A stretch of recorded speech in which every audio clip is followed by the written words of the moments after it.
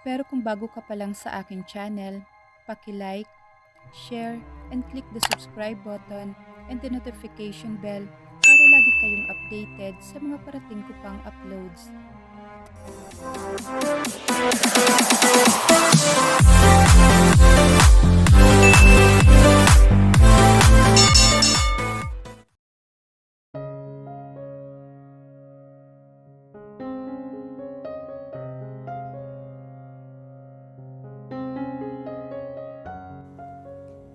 Christian, paano itong naudlot ang pagbigkas ng tanong ni Liana? Nang mapatingin siya kay Christian, nakalapat ang gilid ng ulo nito sa kamay na nakapatong sa mesa. Ang mukha nito ay nakapihit paharap sa dako niya. Pikit na pikit ito at bahagyang nakaawang ang mga labi nito. Para itong anghel kapag natutulog. Napakaamo ng mukha nito. Tila hindi ito gagawa ng masama. Nasa loob sila ng isa sa mga bakanting meeting rooms. Doon sila hinatid ng Executive Vice President na halos hindi makatingin ng diretso kay Christian. Hiningi rin ni Christian ang mga materyales na makakatulong para mas maging pamilyar siya sa kumpanya ng mga salvasyon. Nagpresenta pa si Esther na ito na lamang ang magtuturo sa kanya ng mga kailangan niyang malaman. Subalit matigas na tumanggi naman si Christian. Kaya na raw nitong gawin iyon. Isa pa at pamilyar din daw ito sa mga kumpanya ng salvasyon. Kung siya ang tatanungin ay natitiyak niya na ang pagtanggi ni Christian kay Esther ay dahil wala itong tiwala sa Executive Vice President. Alam niyang hindi siya basta-basta ipagkakatiwala ni Christian. Sa talim pa lang ng pagkakatitig nito kanina kay Esther, batid na niyang hindi siya nito iiwanan sa kamay ng babae. Nang silang dalawa na lang ni Christian ang nasa loob ng silid, ay matiyaga nitong ipinapaliwanag sa kanya ang lahat ng mga dapat niyang malaman. At ang mga bagay na dapat ay maging pamilyar kaagad sa kanya. Kahit na sobrang dami niyang tanong dito ay hindi niya ito kinakitaan ng pagkayamot o pagkairitaman lang. Lahat ng hindi niya maintindihan ay matiyaga nitong inisa-isang ipaunawa sa kanya. Sinasagot din ito lahat ng mga tanong niya. Naisip niya tuloy na kung magiging ama ito, ay sobrang pasensyoso siguro nito. Iyong kahit umagahin ito sa pagtuturo ng multiplication table sa anak nito, ay okay lang. Napanganga siya at tinampal ang noo. Nagsisimula na namang maglayag ang imahinasyon niya. Napahugot na malalim na paghinga si Liana at pinagmastang mabuti ang nakapikit na mga mata ni Christian. Mahahaba ang mga pilik nito. Napakunot noo siya na makitang bahagya pa lang ng lalalim ang mga mata nito. Pagod ito. Sigurado siya. Ayaw lang nitong sabihin iyon sa kanya. Kusang umangat ang isang kamay niya at pinaraanan niya ng hintuturo ang pisngi nito. Patungo sa linya ng panga nito. Pinadaanan niya iyon sa gilid ng mga labi nito. Hindi man lang gumalaw si Christian. Ibig sabihin ay malalim talaga ang pagkakahimbing nito. Tumingin siya sa relo niya. 8:00 na ng gabi. Inabot na siya ng gabi sa loob ng gusaling pag-aari ng pamilya Salvasyon. Pero hindi siya iniwang mag-isa ni Christian. Ang pagkakaalala niya sa sinabi nito, may halos 3 linggo na ang nakakaraan, ay hahatiin nito ang oras sa pagpapatakbo ng William Corporation at ng Anderson Corporation. Nilaro ng mga daliri niya ang hibla ng buhok nito, malapit sa noo. Busy ka, no? Ayaw mo lang sabihin sa akin. Kasi alam mong pipilitin kitang bumalik sa William Corporation kapag nalaman kong marami ka talagang ginagawa. Ay naku Christian, ano ba ang gagawin ko sa'yo? Kausap niya rito, kahit alam niyang tulog na tulog ito. Dahan-dahan niyang inalis ang salamin nito. Gumalaw ang talukap ng mga mata ni Christian dahil sa ginawa niya. Unti-unti ay nagiging pantay at payapa uli ang paghinga nito. Mukhang nahulog na uli ito sa malalim na pagkakahimbing. Hindi na niya ito ginising pa at hinayaan niya na lang itong magpahinga. Lumipas ang kalahating oras bago ito umungol at unti-unti nagmulat ng mga mata. Napatingin siya dito. Nakatitig din ito sa kanya. Kinuha nito ang salamin sa mga mata at isinuot. Tapos ay nilingap nito ang tingin sa paligid at maras na napatayo. Nakatulog ba ako? Hindi makapaniwala nitong tanong. Lumarawan ang pagkadismaya sa anyo na mukha nito. Ngumiti naman siya at tumango rito. Masarap ba ang tulog mo? Nakangiti ka riyan habang natutulog. Siguro maganda ang naging panaginip mo, ano? Tudyo naman niya rito. Nagpatong-patong ang linya sa noo nito. Bakit hindi mo ako ginising? Hindi ko ugaling gisingin ang isang taong sarap na sarap ang tulog. May himig panunokso na sabi niya rito. Liana, nandito ako para turuan ka, hindi para matulog. Kumalma ka nga muna dyan. Maupo ka na muna, Christian. Okay lang naman. Hindi naman ako naupo lang dito. Tinapos kong basahin ang ilang libro ng kumpanya. Nanlumo naman si Christian at nanghihina itong bumalik sa pagkakaupo nito. Para itong batang tumingin sa mga mata niya. I'm sorry, honey. Hindi ko sinasadyang makatulog. Normal lang naman na makatulog ka kasi pagod ka, Christian. Aniya naman dito. Namilog naman ang mga mata nito at matigas itong umiling. Hindi ako pagod ha. Tanggi naman ito. Pinukol niya ito ng tinging nagsasabing bistado na niya ito. Huwag ka na magsinungaling dyan. Halatang halata kita. Tumayo siya at kinalap na ang lahat ng mga materyales na ginamit nila. Ang sabi ng Executive Vice President ay pwede niyang dalhin sa bahay ang mga iyon para mapag-aralan niya ng mabuti. Natakot siguro talaga ito kay Christian.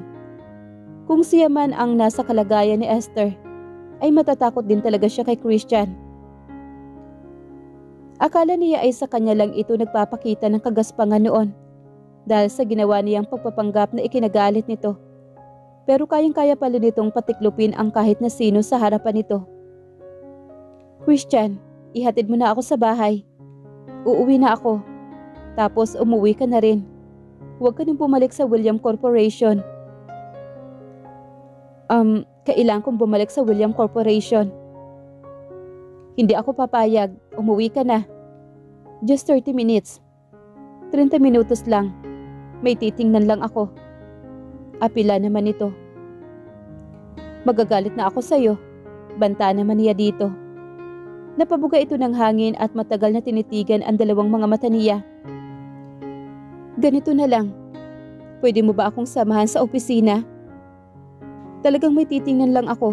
Tapos ihahatid na kita sa inyo. What do you think? Mas maigi nga sigurong samahan niya ito para makasiguro siyang uuwi ito kaagad. May palagay siyang kapag pinabayaan niya itong magtungo sa opisina na mag-isa, ay baka doon na ito matulog. Sige. Payag ako. Sang-ayon naman niya rito. Talaga? Hindi makapaniwalang tanong naman ito. Tumaas naman ang magkabila niyang kilay. Akala ba nito ay hindi siya sasang-ayon sa isinuhestyon nito? Parang hindi ka makapaniwala riyan. Tara na. Hindi nga nagtagal ay kapwa na sila sakay ng SUV ni Christian. Tahimik lang siya at nakatanaw sa labas ng bintana. Huminto ka rito saglit, Christian. Bigla niyang sabi ng mahagip na mga mata niya ang convenience store. What? Why? Lito namang tanong nito. Basta huminto ka lang sandali, may bibilhin lang ako. Kinabig nito sa gilid ng kalsada ang sasakyan. Huwag ka na bumaba. Hintayin mo na lang ako rito. Mabilis lang ako. Uwi ka naman ni Liana. Bumakas ang pagtutol sa anyo na mukha ni Christian. Pero bago pa nito matapos ang litanya ay bumaba na siya at tumakbo patungo sa convenience store. Kagaya ng pinangako niya ay bumalik din kaagad siya sa loob ng sasakyan ni Christian. Napatingin ito sa dalawang paper bag na dala niya. Ano bang binili mo? Tanong naman ito. Inayos ang pagkakapwesto ng salamin nito sa tulay na matangos nitong ilong. Imbes na sumagot ay binuksan niya ang paper bag at kinuha ang Clubhouse sandwich. Tapos ay ibinigay niya iyon kay Christian. Napanganga naman ito. That's for me? Kanino pa ba? May ibang tao pa ba rito? Tanggapin mo na. Nangangalay na ang kamay ko. Tinanggap naman ito iyon. Pero hindi naman ako nagugutom. Hindi talaga? Bakit ang payat mo? Hindi ka na yata kumakain ng maayos Kainin mo na yan. Baka gusto mong pisngin mo naman ang pisilin ko para pilitin kang kumagat sa sandwich. Katulad ng ginawa mo sa akin kanina. Gumuhit naman ang mainit ng ngiti sa mga labi ni Christian. Nag-uumapaw ang init sa ekspresyon ng mukha nito. Thank you, honey. Ewan ko sa'yo. Honey ka ng honey sa akin. Binuksan niya ang isa sa paper bag. Tapos ay hinablot niya ang kamay ni Christian at ipinatong sa palad nito ang maliit na bote. Ano naman to? Manghang tanong naman nito. Tuwang-tuwa ang loko sa atensyon na nakukuha nito mula sa kanya. Pero ano ba ang magagawa niya? Talagang nag-aalala siya rito.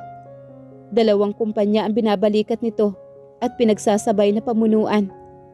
At hindi basta-bastang kumpanya lang. 2 higanting kumpanya na kilala sa loob ng bansa. Pero naglalaan pa rin ito ng oras para sa kanya. Pwede namang hindi na siya nito tulungan. Pwede namang hindi siya nito puntahan. Pero heto si Christian. Ngayon ay kasama na niya. Ang totoo pakiramdam niya kanina na mag-isa lang siya sa loob ng kumpanya ng mga salvasyon ay tila siya ligaw na damong napunta sa hardin ng mga rosas. Tila hindi siya nababagay doon. Gusto na lang talaga niyang umuwi na. Kaso naiisip niya ang mama niya. Gusto niyang makatulong. Pero ang hirap pala. She felt so helpless. Parang batang nawawala sa gitna ng kumpol ng mga tao.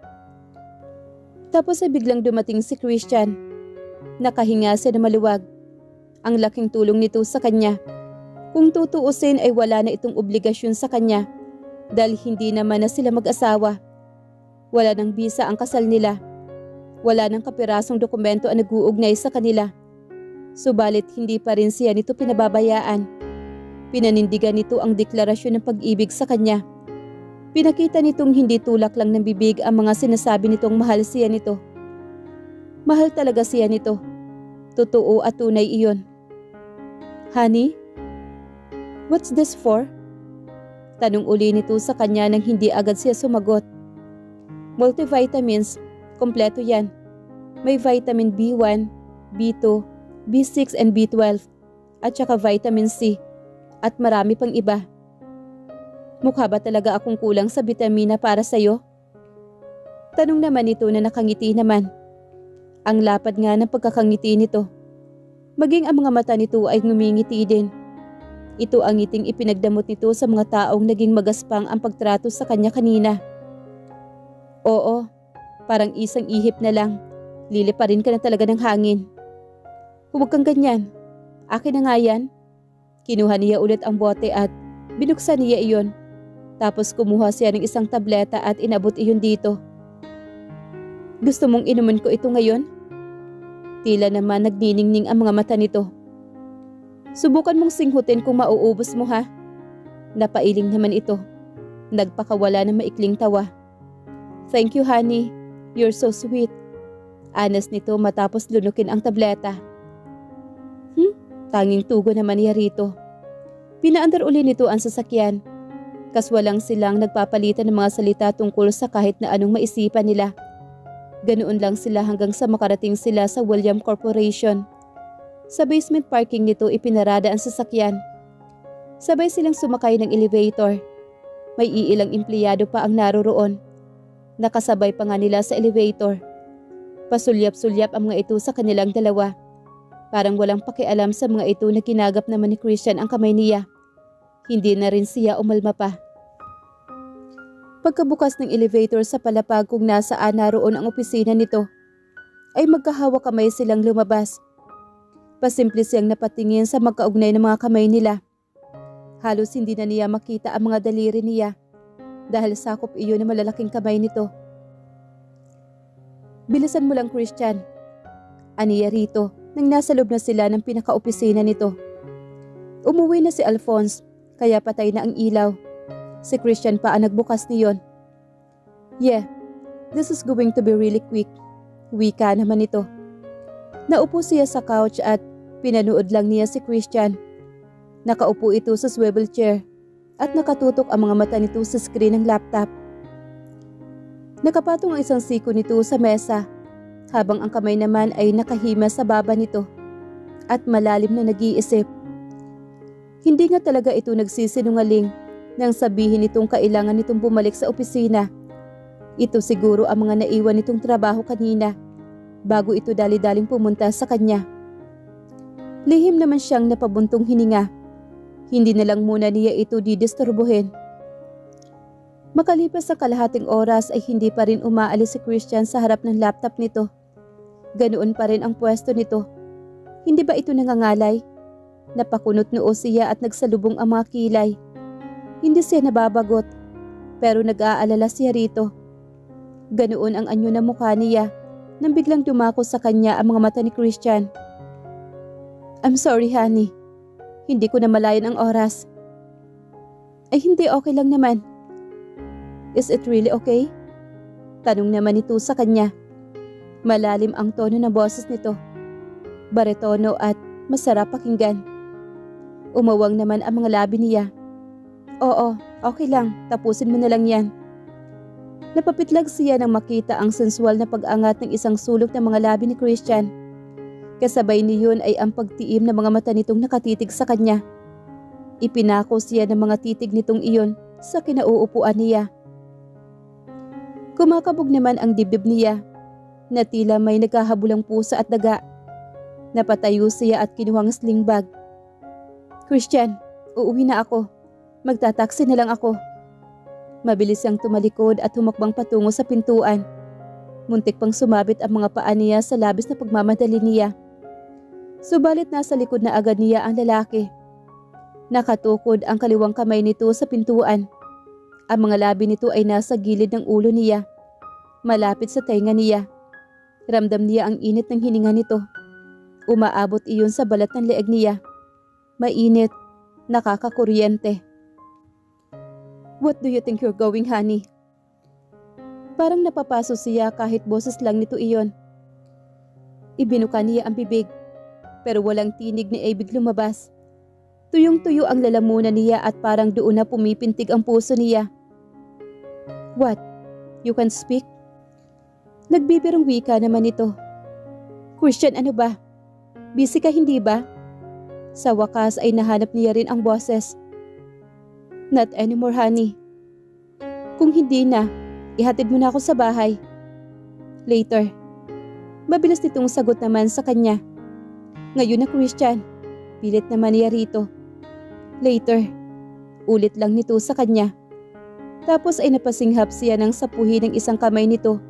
Ang tiyan niya. Ramdam niya ang init ng palad ni Christian. Are you really not pregnant yet? Tanong nito. Pumipisil ng bahagya ang kamay nito sa tiyan niya na nagpapapitlag sa kanya. Hindi pa nga. Hindi siguro dapat iyon ang isinagot niya rito. Dahil ang sunod nitong sinabi ay nagpawindang sa kanya. Then, let's get you pregnant tonight. Tumayo ang lahat ng balahibo sa katawan ni Liana nang marinig ang sinabing iyon ng dating asawa. Parang hinihipa ng mainit na hangin ang batok niya at nanunuot iyon sa kanyang gulugod, patungo sa kanyang ibabang katawan at pababa sa maselang bahagi na nasa pagitan ng kanyang mga binti. Christian, baka hanapin na ako sa bahay. Aniya, batid niyang hindi siya pakakawalan ni Christian kahit na ano pa ang sabihin niyang dahilan. Don't worry, this is going to be really quick. Anito. Ganun din ang sinabi nito kanina sa kanya nang sabihin niya ritong bilisan niya lang kung ano man ang trabahong kailangan nitong tingnan. Hindi niya akalain muli nitong gagamitin sa kanya ang litanyang iyon. Pero sa ibang kahulugan na. Christian, napasinghap siya nang itulak ni Christian ang katawan niya padikit sa likod niya. Napadikit duloy siya sa nakapinid na dahon na pintuan. Ramdam na ramdam niya ang matigas na muscle sa tiyan nito na nakalapat sa likod niya.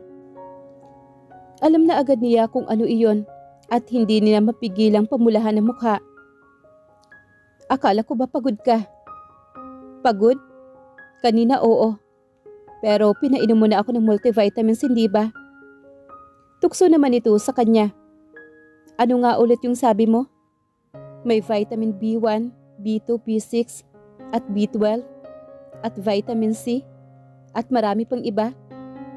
Mukhang ito na ang sagot sa tanong ko kung paano pa sisiglahin ang similya ko. Kapag ang mga ito hindi pa naging masigasig, magpapaputol na talaga ako. Lalong nag-init naman ang mukha niya. Gumapang pa ang init sa kanyang mga tainga at sa leeg niya. Hindi naman parang sa ganito ang vitamins na ibinigay ko sa iyo, Christian. Para saan pa ba, Liana? Tanong nitong may lagkit ang boses nito. Napasinghap siya ng pumisil sa balakang niya ang isang kamay ni Christian na kanina ay nakahawak sa tiyan niya. Bakit nangangatog agad ang mga tuhod niya? Gumagapang pa ang pangangatog sa kanyang mga binti. Ang mga kamay nitong pumipisil sa balakang niya ay lalong dumidiin. Can I touch you? Mainit nitong bulong sa tainga niya. Hindi lang ang mainit nitong tinig ang nakaabot sa tainga niya, kundi kasama na ang mainit din nitong hininga. Hindi lang galing sa gamit nitong pabango, kundi galing sa natural nitong halimuon. Masarap sa ilong. Ang sarap nitong singhutin. Pati ang suot nitong damit ay mabango rin. Honey, answer me. Can I touch you? Wika nito. Saan?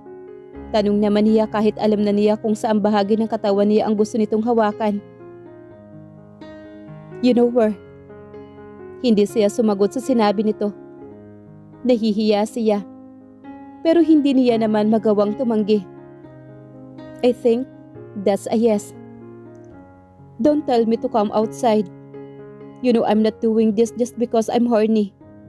I'm doing this because I want to put a baby inside you. Hindi na niya naituloy ang gustong sabihin niya. Paano nga naman kasi niya sasabihin, huwag nitong ipuputok ang similya sa loob niya. Gayong ang layunin nga nito ay buntisin siya. Bumibigay din naman kasi siya kaagad kay Christian. Kahit na alam niya kung ano ang gusto nitong gawin. Kung magdadalang tao man siya, wala siyang ibang sisisihin kundi ang karupukan niya. Pero naisip niya na hindi naman siya kontra sa ideyang magkakaanak sila ng dating asawa. Dahil kung ayaw niya talagang magka-baby dito, ay hindi niya ilalagay ang sarili niya sa posisyon na pwede siya nitong gapangin at mapunlaan ng similya ang matres niya. Siguro sa sulok ng puso niya ay naroroon pa rin ang minimiting magkaanak sila ni Christian. Doon ka sa bahay ko matulog ngayon. Please, Liana. Bulong nito sa kanya. Nakahiga na ito sa tabi niya. Nakayakap ang braso nito sa kanyang tiyan. Para makarami ka. I want to work harder to get you pregnant. So please, come back to our home and spend the night with me.